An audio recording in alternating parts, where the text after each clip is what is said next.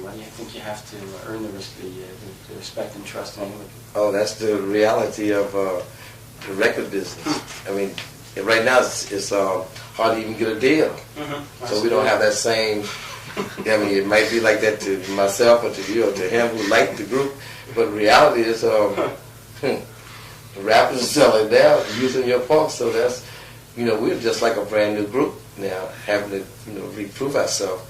And we're not young enough to just, and so many of us, it's not easy to do it on a worldwide thing. Let's just go play, even though that's what I'm doing right now. In order to finance being here now, I had to make a live album deal just to support this. I couldn't possibly support this, this tour with what we make on the road. But we did it anyway, so we're actually being crazy as hell right now. Long-time fan of the... I can tell. The whole thing. You were saying, when the stuff in the late 80s started coming out by the younger guys, you're saying, what is this stuff? George Clinton did all this stuff before you. He was rather irritated over the whole thing. Was it the same for you? No, I mean, it really was one of the elements that really helped us not be nostalgic, which was going to be which was going to really be dangerous for us. Right. With that happening, and that's why I'm playing it so close to what they're doing, which is what he's talking about. We actually got a chance to get close to the young kids, who is the hardest of all. Sure, we can get Atomic Dog, get a hit every now and then, and all the people of our age would, yeah, that's the group. But to get those little kids, they say, they say stuff like, hey, they sound like De La Soul. Almost as good as that. They sound almost like good as Humpty Dance. So, I mean, kids don't care who you got it from. If it's their brothers and sisters or their parents, they really don't want to have anything to do with it. But since it was done so much, we're getting a shot at, those 11, 12, 13, down as far as 9. A friend of ours showed her kid Knee Deep, the real version, and he was like, I got the best mix in town. He thought it was a mix of De La Soul. So that's why we do it like this. When the rappers came along and started sampling, it's the best thing that could have happened. We could have did like James Brown. We could have been upset, and they would have chose the other side. We've all been sticking together. We've old heads. We've been talking about, yeah, that was the shit. But now, actually, young kids come up and say, man, that's the shit. That's the da-da-da. So now we've got a shot at that age bracket. We get a hit record now. It's like bigger than it.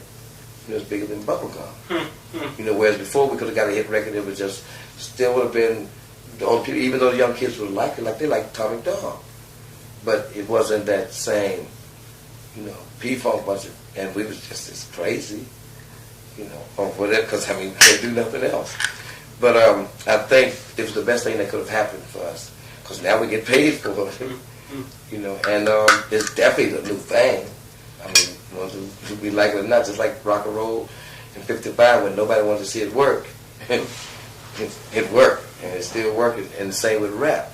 It's so clever now with the Eric B's and the Public Enemy. It's got substance. They're not just saying sucker MC no more.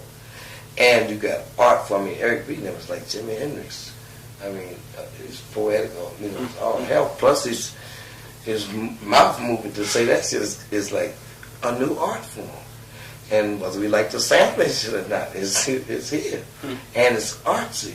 So I'm glad we were part of that. And it's a new reality, and we're going to be up on that. Because funk is like Lay's potato chips. I bet you can't eat one. You might have a sample on your record, but you got to come to us to get the bag. We still got the bag, Back in the 70s, his two greatest funk heroes were you and Sly. Sly kind of edged himself out of the business through a drug problem, it seems. The question is, what about your outlook on drugs there? Oh, man, that's a long story, because I think society has been really hypocritical about that whole concept. His drugs on the legal sense, that's very, debatable as to, their worth, placebos and the whole concept. And it's a drug society. It teaches people that the bigger the headache, the bigger the pill. And at the same time, silently they're saying, depending on where you get the pill from. So, and I think that the fact that so much money is involved in drugs, that drug, you know, and I ain't gonna be no drug guru because believe me, I know the concept will, you know, mess you up. But I think the thing that's really messing everybody up is that they're confusing the profits and things that's being made around drugs and the killing for the profits with, you know, all the drug-related stuff. So it's hard to really, you know, have a answer on that. I mean, I wouldn't promote no drugs, but I do think it's being manipulated for money's sakes. You make more money fighting drugs nowadays, the rehabs and the government's involvement and all of that. Everybody understands that concept that it's a fake, and so that confuses kids. It sends them two messages. So you got people out here making a lot of money, and they're saying to say no is the greatest aphrodisiac there ever was.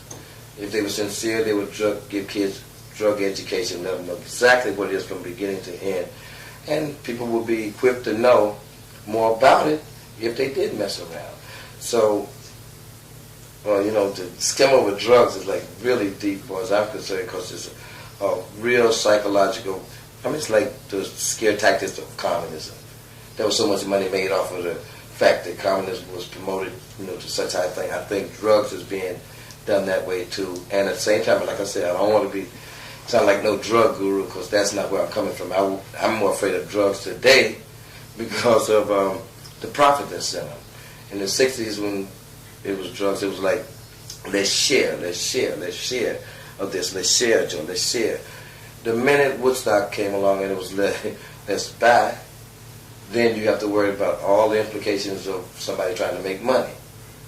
And I think today, the money is being made on fighting drugs. I mean, and that's like a real hard to explain to somebody whose kid just got killed. Mm-hmm. You know, you say drug related, but you know, it's money related. Mm-hmm. You know, and that's really where it's at. I mean, you know, that's hard to get across to most people because you don't get that kind of information. But it's money related, and that's where I'm at on drugs. Like I said, I'd be scared of the drugs that's around nowadays because the government is basically the one that's doing it. You think this? Oh, sure. I mean, it's sure. I mean, everybody knows that. You know, it's like no big secret, but you know, there ain't enough PR for people to understand that yet. I think slowly but surely the hype is wearing off, and not so many people is getting caught up in the hype because it gets so much TV exposure. That was promoting a lot of it. I think the novelty is like really wearing off, but it's a good. I mean, where would all those jobs go of all those people that's getting $11 billion to fight it?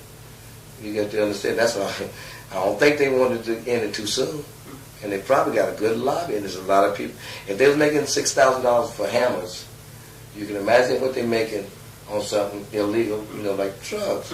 And everybody knows that that's what's going on, but except for the local scene that you get on television every day, you would think that the crack dealer and the crack house would be getting this money. I doubt they're getting that much of the money where $11 billion would go to fight them. You know what I'm saying? So it's out of proportion. It's really very hypocritical because the information is one-sided. You know, I think if they legalized it and sold it from hospitals where can't nobody get to hospitals anyway because they don't have insurance, if they let hospitals sell it, no advertisement, none whatsoever, but only hospitals, and take the glamour and the money out of it, I doubt the problem would be there. And also let them have to go through the psychiatric rewards to get it, so they can see what kind of arena they're in. You know, and I think that in itself would deter most of what's going on, because what's going on now is money. You know, and there was a good phrase that's been created, I mean, that's drug related. Sometimes the relation is like sixth cousin.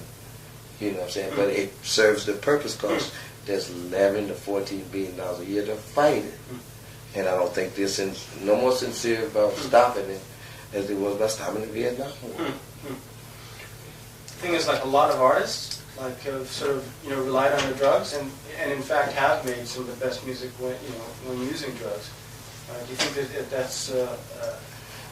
I wouldn't have subscribed to that idea in advance. I look back on the 60s and I'm sure that acid has a positive effect on me, but I would never try to do that premeditatedly. You know, I can look back and be glad that it happened that way. You know, because it took me a long time to even accept. Why do you think you have to earn the respect and trust of anyone? Oh, that's the reality of the record business. I mean, right now it's hard to even get a deal. Mm-hmm. So we don't have that same. I mean, it might be like that to myself or to you or to him who liked the group play. Even though that's what I'm doing right now. In order to finance being here now, I had to make a live album deal just to support this. Because, you know, I couldn't possibly support this, you know, this tour with what we make on the road. But we did it anyway, so we're actually irritated over the whole thing. Was it the same for you? No, I mean, it really was one of the elements that really helped us not be nostalgic, which was going to be which was going to really be dangerous for us. Right. With that happening, and that's why I'm playing it so close to what they're doing, which is what he's talking about. But the reality is, the rappers are selling down, using your punk, so that's, you know, we're just like a brand new group now, having to, you know, reprove ourselves. And we're not young enough to just, and so many of us, it's not easy to do it on a worldwide thing. Let's just go being crazy as hell right now. Long-time fan of the... I can tell. The whole thing. You were saying, you know, when the stuff in the late 80s started coming out by the younger guys, you know, you're saying, you know, what is this stuff? You know, George Clinton did all this stuff before you. He was a rather